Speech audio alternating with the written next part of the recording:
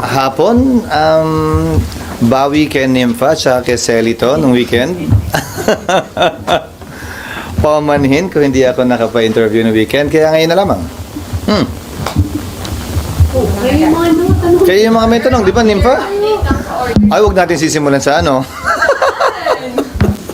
Game, update saan? Your update sa summons and orders lang po. Officially, wala pa kaming natatanggap.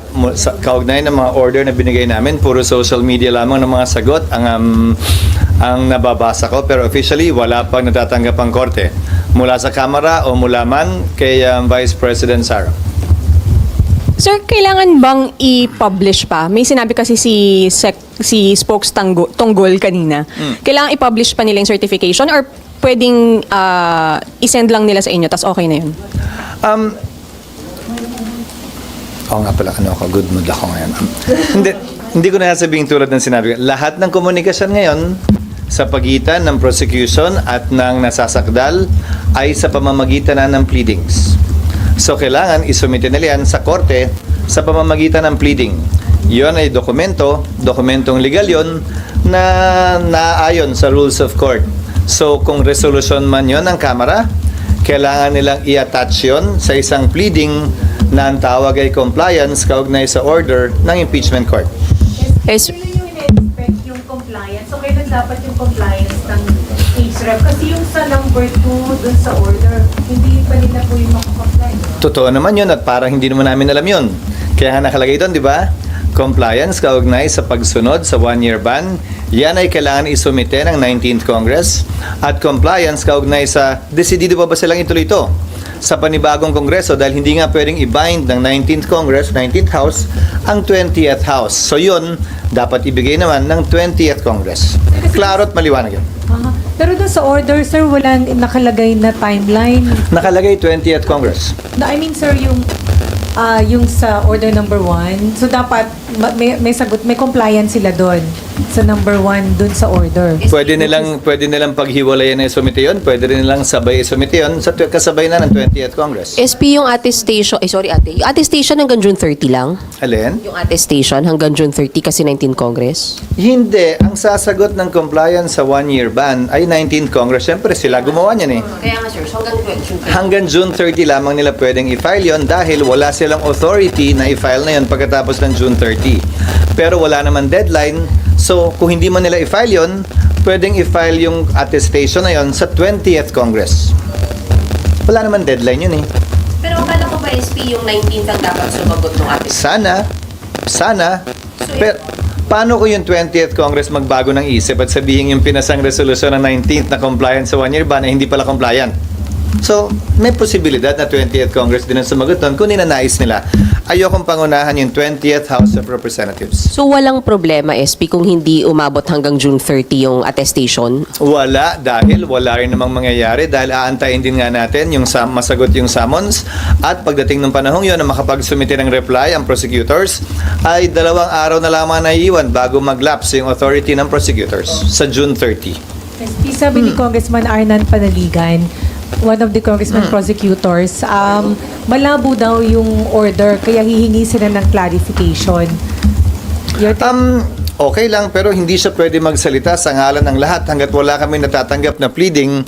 Ulitin ko, alam kong political process ito, pero hindi na ito madadala sa mga interview, press release, at saka social media post.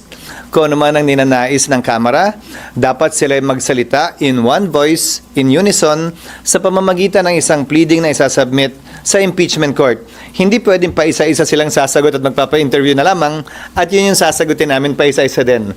We will only answer, if at all, any formal communication submitted through a pleading by the House Prosecution Panel representing the House of Representatives. O tamo, kahit yung tono ko, parang nice, di ba? So they not comply. So kung hindi sila mag-comply dun sa order, that's defiance. So anong pwedeng gawin? Nasa sa kanila yon, pero nakalagay sa isang verbal or oral order bago kami nag-adjourn ay magsischedule ang presiding officer, sino man yon, ng impeachment court sa 20th Congress kapag ka nakapag-comply na ang Kamara at sa panig naman na sakdal ang defendant or respondent dito sa kasong ito sa pamamagitan ng pagsumite ng answer doon sa summons. SP, pag hindi sumagot, dahil korte kayo, Sino muna? ang Kamara po, or any of the parties, since court kayo, meron po bang option na ipakontempt nyo po? At kung ipapakontempt, paano po? Buong Kamara ba yun? Kasama yan sa poder, sa power ng impeachment court dahil nga suppletorily applicable ang rules of court. Subalit, magkaiba. Sa parte ng nasasakdal, meron siyang option na hindi sumagot. May procedure din kung sakasakaling gawin yon. Kung hindi siya sumagot, magpapatuloy ang pagdinig, mag-i-enter lamang ng plea of not guilty sa ngalan niya kung sakasakali dahil ang posisyon ng kanyang mga abogado, itong mga nagdaang buwan, ay aantayin daw nila ang desisyon ng Korte Suprema kaugnay sa kasong final nila. Hindi ko alam kung kailan ilalabas yun ng Korte. What about yung House, SP? Sa panig ng Kamara, desisyon niya ng impeachment court pagdating ng 20th Congress kung may ipapataw na parusa, pero definitely pagpapaliwanagin muna sila kung bakit hindi sila nagsumite ng kanilang compliance. At saka, akala ko ba interesado silang gawin ito? So bakit hindi sila magko-comply? So, kumbaga, papasa sa kamay nila kung bakit hindi ito matutuloy kung hindi sila mag-comply. Okay. So, sir, clarification. Walang trial, hindi kayo mag-resume hanggang walang compliance dun sa order. Yon ang oral order na binigay sa impeachment court in open court bago kami nag-adjourn. Pero siyempre, ulitin ko desisyon yan ng 20th Congress, 20th Senate. Ang posibleng magbago yung desisyon, posibleng pareho pa rin yung desisyon. Again, hindi namin pwedeng i-bind yung 20th Congress Senate kaugnay sa mga pagpapasyang ito. Sir, so kailangan pa bang humarap ni VP Sara? Sang-ayon sa aming rules, oo. Pero may karapatan siyang hindi humarap. Kung ayaw niya, magpapatuloy yung pagdinig kahit hindi siya humarap. Sorry, SP, so hindi kayo magre-resume ng impeachment court if hindi ma-comply yung 1 and 2 sa pag-remand? Depende nga yun sa 20th Congress. Depende yun sa presiding officer ng 20th Congress. Halimbawa, sa aking pananaw, kung hindi magsumite ng sagot si VP Sara, kung hindi mag-comply ang Kamara, at some point in time, kailangan magpatawag ng pagdinig para pagpasahan at pagdesisyonan ng impeachment court yung non-compliance, hindi lamang ng Kamara, pero pati na rin ang nasasakdal. Kung kailan gagawin yon, walang timetable o time period ang nakasaad sa rules namin. Sir, yung inhibition, sir, may mga nananawagan ng mag-self-inhibit sila. Sino? Senator Amy, Sino Senator nananawagan? Robin, ACT Teachers Party List halimbawa, sir. Kasi Pumirma sila sa impeachment, so klarong anti-Sara sila, klarong pabor sila sa impeachment. Ulitin ko ang sagot ko.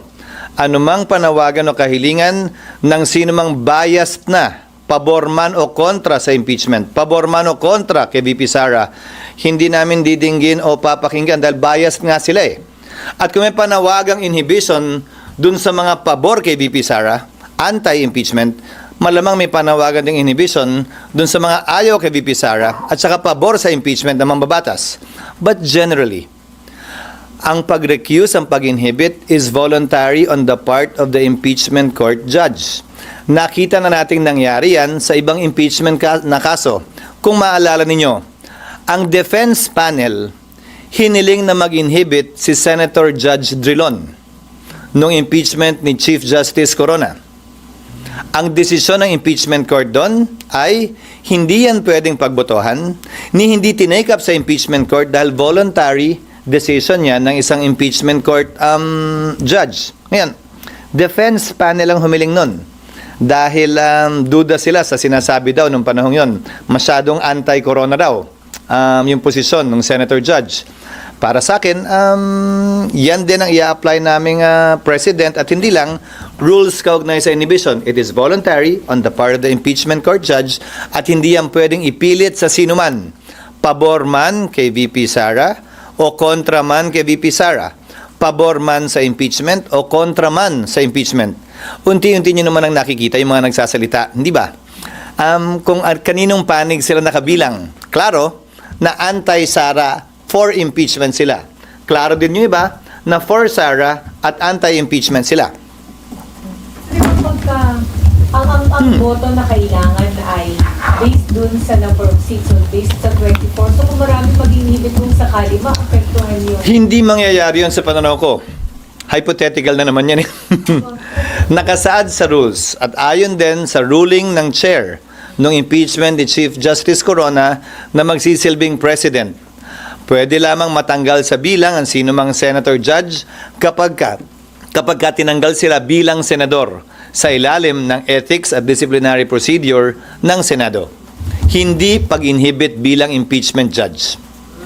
SP, Sir, good. yung bilang ng boto is based pa rin sa 24. Hindi ko alam mo itong impeachment na to tulad nung dati, maraming pinanganak na matatalino at magaling kaugnay sa batas. Wala namang nakasulat sa batas niyan. Wala din namang nakasulat sa rules namin kaugnay sa computation na sinasuggest ng ilan sa mga ekspertong nagpapakilala ngayon kaugnay ng impeachment. SP, good afternoon. Ano? 24, halimbawa may mag-inhibit, pero 24 pa rin yung... Walang nakalagay sa rules. Wala ring basihan na sabihing mas mababa sa bilang na yon. Ulitin ko yung mga nagsasabing at nagpapakilalang eksperto daw sila. Ano bang basihan? May batas ba silang sinasite? Provision man sa konstitusyon o sa rules namin? O may pinangahawakan ba silang desisyon ng Korte Suprema? Sa dami ng magaling at nagmamagaling kaugnay sa batas ngayon, iisa lamang naman talagang masusunod, ang Korte Suprema. Kung wala pang sinasabi ang Korte Suprema, malayang pwede mag-isip sino man kung ito ba'y tama o mali. Pero once nagpasa ang Korte Suprema, yun ang dapat nating lahat sundan. SP, good Yes. afternoon. Sabi ni dating Supreme Court Senior Associate Justice Antonio Carpio, yung ginawa ng impeachment court noong June 10 ay hindi unconstitutional but irregular. Sabi niya na yung ginawa daw ay pagpapakita ng pagpanig ng mga senador kay VP Sara dahil hindi dapat gawain ng isang impeachment court na mag-motion or hilingin ang Kamara na sertipikahan dahil dapat manggaling yon sa kampo ng Vice President na siyang magki-question kung ito ay may paglabag doon sa 1-year ban ng Constitution. Ano po masasabi? Ginagalang ko ang opinion niya pero hindi ako sang-ayon. Walang limitasyon ang impeachment court. Kaugnay ng pwede o hindi namin pwedeng pagpasyahan. Nakalagay nga sa saligang batas, di ba? Sole power to try and decide. Sa aming rules o sa rules man ng rules of court, walang nakasaad doon na bawal ka gumawa ng ganito o ganyan o ganoong motion. Lahat ng motion pwedeng gawin at pagbobotohan ng impeachment court. Walang limitasyon yon. May mababasa ba siya at may matuturo ba siya na bawal itong motion sa impeachment court? Bawal itong hilingin ng sinumang impeachment court judge? Wala naman. At ulitin ko, bagaman siya'y dating miyembro ng Korte Suprema, hindi siya isa sa magpapasya kung tama nga ba mali ang ginawa ng impeachment court. At hanggang sa ngayon yata, wala pa naman yata nagsasampa ng kaso sa Korte Suprema para questionin yan. Ang proseso ay ito. Kung may ginawa ang Senado o ang Kamara man na hindi naaayon sa konstitusyon sa pananaw mo, sa pananaw ni Justice Carpio, ni naman, malaya silang pwede mag-question sa Korte Suprema. At Korte Suprema magpapasya kung sino nga ba ang tama at mali. Ganyan yung nangyari halimbawa sa 1-year ban na hinihiling na impormasyon ng Senado o ng impeachment court sa Kamara. Kinwestiyon yan sa Korte Suprema at nakabinbin ngayon yan sa Korte Suprema. Nagpahayag din po ang grupo ng yung Philippine Constitution Association na posibleng merong grave abuse doon sa discretion, doon sa pagganap ng impeachment court na kanilang tungkulin nang sila ay magdesisyon na ibalik o i-remand yung articles of impeachment. Yan ba yung parehong Philconsa na pinamunuan ni Speaker Martin Romualdez noon? Yan, di ba? Pwes, hindi na ako magugulat sa kanilang posisyon. Pero kung sa pananaw nila ay ito'y hindi naaayon sa batas, ulitin ko, malaya silang pwedeng questionin yan sa Korte Suprema na siyang proseso natin sa ilalim ng batas. Ginagalang ko ang kanilang opinion, pero tulad ng sinabi ko kanina, hindi ako sang-ayon. Dahil pinagbotohan ng Senado yan, 18-5 ang naging boto at wala para sa akin o kanino man na sabihing hindi yan pwedeng gawin ng Senado bilang impeachment court. Dahil nga sa blanket authority na binigay ng konstitusyon sa Senado bilang impeachment court to try and decide all cases of impeachment. Last na lang on my part, SP. Sabi din yung pagboto nyo ng yes ay pwedeng gawing ground para kayo ay mag-motion for inhibition. Ulitin ko. Voluntary ang pag-inhibit ng sinumang senator judge. That is addressed to the sound discretion of each judge kung may hihiling man yan. Pero, opisyal lang yan na didinggin ng impeachment court kapag ka hiniling yan ng defense o ng prosecution panel. Hindi ng kung sino man na nagsasalita ngayon sa labas ng impeachment court na klaro, may posisyon at may pinaniniwalaan na sila na panig o side nakakampihan. Kung may mag-move from prosec or defense na ipa-inhibit kung sino mang senator judge, itatakel nyo po sa impeachment court? Again, citing precedent, it will be addressed to the sound discretion of the impeachment court judge. Hindi yan pwedeng pagbotohan. Ano bang ibig sabihin ng address to the sound discretion? E di nasa sa kanya. Hindi kami pwede magbotohan na i-inhibit siya. Walang ganong proseso. Ang proseso ay, ikaw ang bahala kung gusto mo mag-recuse o mag-inhibit. Pero para talaga matanggal siya, kung gusto mo, kung may ginawa siyang paglabag sa kanyang trabaho bilang senador, sa pamamagitan ng isang ethics complaint. Yon ang sinabi ni dating Senate President Enrile, kaugnay sa mga motions for inhibition nung panahong yon, nung impeachment ni Chief Justice Corona. Itatakel ng ethics as a Senate Hindi ko body? sinasabing itatakel. Ang remedy nila ay tanggalin yung senador bilang senador. Hindi tanggalin bilang impeachment court judge. Sorry, makulit, isa na lang.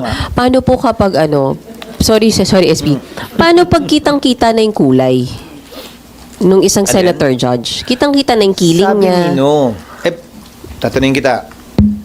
Kitang-kita lang ba ang kulay sa ngayon ng pumapabor kay Sara? O kitang-kita din ba yung kulay dun sa mga ayaw sa kanya?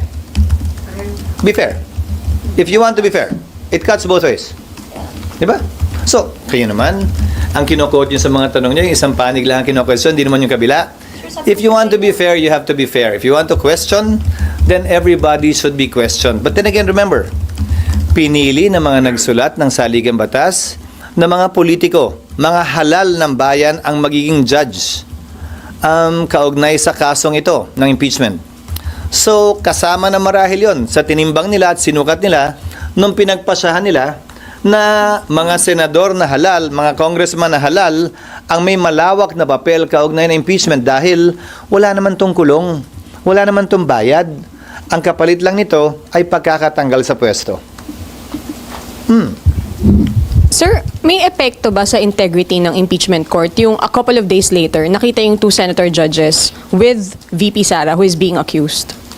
Hindi para sa akin na sabihin yon. Again, that is referred to the sound judgment and decision of the impeachment court judges. Kung may hihiling in open court nun, that will be addressed to them.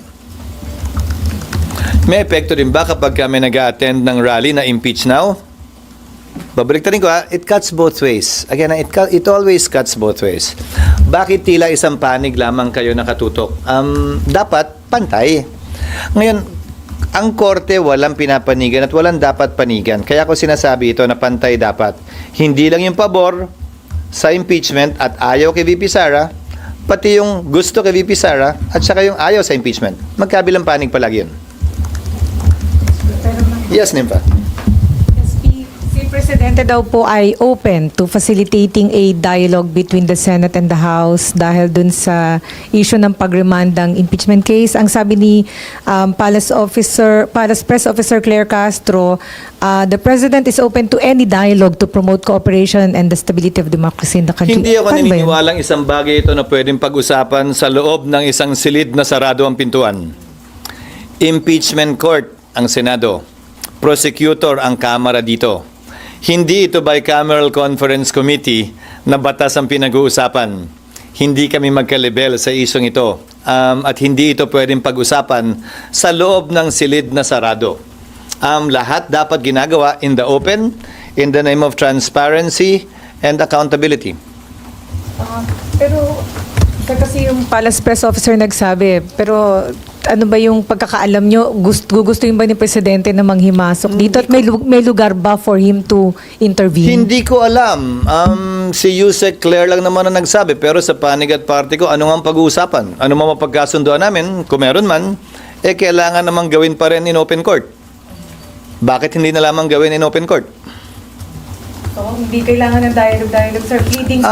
Wala ako nakitang dahilan o rason kaugnay sa bagay na yan. Ulitin ko, ang proseso natin ay kung may hindi sang-ayon sa proseso ng Kamara o ng Senado, pwedeng iakyat sa Korte Suprema yan, which under our Constitution is the sole arbiter with respect to deciding what is legal and or illegal, what is constitutional and or unconstitutional. Hindi yan pwedeng pag-usapan o pagkasunduan ng Kamara o ng Senado bilang prosecutor man o bilang impeachment court. Hindi ba ang amicable settlement sa pagitan ng magkabilang panig? Walang amicable settlement sa pagitan ng korte at ng prosecution. Wala yatang ganun. So, kung nalalabuan ang Kamara sa proseso o basta kung may nalalabuan, mag-submit ng pleadings dapat ang House bilang Ang prosecutor. tagal na nilang atat na atat magsimula ito. Hindi ba? Siguro naman dapat handa na sila at nalalaman nila yung mga dapat at pwede nilang gawin sang-ayon sa rules ng Senado at sang-ayon sa rules of court na suppletorily applicable sa rules ng Senado kaugnay ng impeachment. Again, once the court is established and the court has been established already, lahat ng komunikasyon ay sa pamamagitan ng mga pleading. Hindi sa pamamagitan ng press release, hindi sa pamamagitan ng meeting o caucus, hindi sa pamamagitan ng social media, kung hindi sa pamamagitan lamang ng pleadings. So, hindi kailangang mamagitan dito ng presidente, hindi kailangang mamagitan sa Senado at sa Kamara. Wala akong nakikitang pangailangan dahil wala namang kailangan ipagitan. Dahil simple lamang naman, nag-utos ang Senado bilang impeachment court, nag-utos siya hindi lamang sa nasasakdal, pero pati na rin sa prosecution. Kautusan na sa aking pananaw at palagay ay dapat sundan at sundin. Kung hindi, may remedies ang impeachment court, may remedies din naman yung magkabilang panig kung sakasakali. Sir, may polling question si Marlon Ramos. Sabi niya, Nasaan siya? Manila doctor, sir. Bakit? Kung kailan recess na, doon pa siya na high blood? Sir, nagpatong-patong lahat. Naipon. sir, yung polling Get well soon. sabi niya, walang senador na openly na nagsasabi na dapat i-convict si VP. Unlike yung mga pro-Duterte felon. Your comment. Walang senador. Nagsasabi na i-convict. Hindi ko alam yung mga sinasabi nila sa kanilang mga social media account o sa labas at sa publiko. Hindi ko minomonitor yon. So, ano yung tanong niya? Sir, kasi ang point ni Marlon is yung sinasabi na yung pagpapainibig. Kasi wala namang may senador na nagsasabi na ituloy yung impeachment trial, but wala nagsasabi na dapat i-convict siya. Pero may senador na nagsasabi dapat i-dismiss kasi political. Ulitin ko, at the proper time, pwede yung hilingin ng magkabilang panig. Kung reklamo sila ng reklamo na keso hindi raw ito pwedeng gawin ng isang senator judge, pues ganun din, ibabalik ko. Ang pwede lamang ding humiling nito, kung sakasakali, ay yung magkabilang panig, prosecution or defense pag nagsimula na yung trial. Hindi sa post lamang sa social media. Paano naman yun iko-considera ng korte kung sakasakali, nag-post lamang naman o nagpa-interview lamang naman. Kailangan dumaan ito sa proseso na dahil may impeachment court na nga. Kailangan ba i-remind ulit sila na dapat hindi nagsasalita kung may feeling man sila sa isa? Hindi para sa akin na sabihin pang muli yun dahil ina-assume dapat na alam ng kada senator judge ang papel na dapat nilang gampanan na siyang papanagutan naman nila sa publikong bumoto rin sa kanila. Malaki, matanda. Maraming ganun. Kasi niremind nyo sila bago kayo mag-oath ngayon naka-oath na si Nung kampanya kasi yun Dahil siyempre, may mga matatanong na kampanya. Pero ngayong nag-convene na, ang assumption, nung binoto nga sila at naging senador sila, kasama sa pwede maging trabaho nila yan. Mga impeachment court judges. Pero di ba mas all the more that they should be more responsible sa sinasabi and ginagawa because nakapag-oath na nga. Sabi Nino, again, it is addressed to their sound discretion. And kung may magmo-motion sa impeachment court, i-address din nila yun. Sa kanila itatanong kasi yun Pwede ka daw bang mag-issue sir ng gag order? Nang Gag order. wala sa kapangyarihan ng presiding officer yun. Sir, other topic lang. Hingi lang pong soundbite sa statement nyo on the Israel-Iran conflict ngayon. Well, ang panawagan at kahilingan namin, tiyakin ang kaligtasan ng ating mga kababayan, hindi lamang sa Iran, hindi lamang sa Israel, pero sa mga karatig bansa na maaaring maapektuhan nitong gera, tawagin na natin gera, sa pagitan ng Iran at ng Israel. Lalo na't ngayon, tigil yata ang regular flight sa bansang Israel. So sana, tiyakin nila ang kaligtasan at mag-schedule ng repatriation flight sa sinumang Pilipino ang nagnanais makauwi muna. Hindi lamang para sa kanilang kaligtasan, pero dahil na rin nga baka wala naman yung trabaho nila doon sa bansang Israel dahil sa gera na nagaganap ngayon sa pagitan ng Israel at ng Iran. And then sir, yung barangay and SK elections, meron nagsasabi na baka ma-declare na unconstitutional. Kasi yung 2022, barangay and SK elections, declared as unconstitutional dahil daw sa extension ng term na deprive ang mga tao ng kanilang right of suffrage. Sino nagsabi? Nabasa ko yung desisyon ng korte yung nagsabing unconstitutional yung in part yung unang batas na pinasa ng Kongreso dahil ipinagpaliban ng eleksyon pero walang Senate na term. Yun ang pagkakaunawa ko sa desisyon at pasya. Ito, pinagpaliban pero nag-set ng term. Hindi in-strike down ng Korte Suprema yung pagpapaliban ng term. Ang in-strike down ay yung kawalan ng term. Itong pinasa namin panukalang batas, sa pananaw namin ay compliant dahil naiiba to dun sa una. Dahil maliban sa pagpapaliban, sinet na yung term ng barangay and SK officials sa 4 na taon. So yun yung pagkakaiba. So marahil, kung may pagkakaiba, hindi maging pareho ang desisyon ng korte kaugnay ng pagiging partially unconstitutional ng unang batas. And since this was discussed po during the LEDAC meeting, confident kayo na pipirman ito ni Presidente? Oo, isa to sa mga diniskas sa LEDAC. Bagaman wala ito sa priority measures na unang pinagkasunduan sa mga naunang LEDAC, isa to sa mga hinirit na mga priority measures na dapat pagpasa ng Kongreso one way or the other. Dahil nga napipinto na ang eleksyon sa December of 2025. Nahabol naman namin yan at napasa namin lahat ng priority measures except for 2, I think. 1 or 2 na hindi na namin nahabol nitong last 2 weeks namin. So sigurado to, sir, magiging batas. Barring any unforeseen circumstances such as a Supreme Court decision. Again, pananaw ni Attorney Macalintalya na ginagalang ko, pananaw ko din to. Pero sa dulo, Korte Suprema magpapasya kung may mag-aakyat ng kaso doon kaugnay sa constitutionality ng batas na ito. SP, last na lang. Statement Sure. for the upcoming BARM minister elections on October.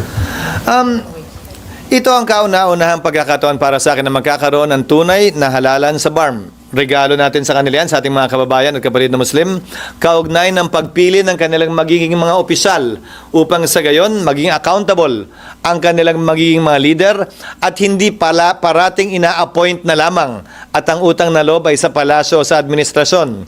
Sana, pag matuloy ito at tiwala ako matutuloy ito, ang maging utang ng loob ng lahat na magiging opisyal sa BARM ay sa taong bayan na siyang naghalal sa kanila at naglagay sa kanila sa pwestong kabibilangan nila matapos ang BARM elections. Buong tiwala at paniniwala ko na ito'y dapat matuloy at hindi na may pagpaliban pa.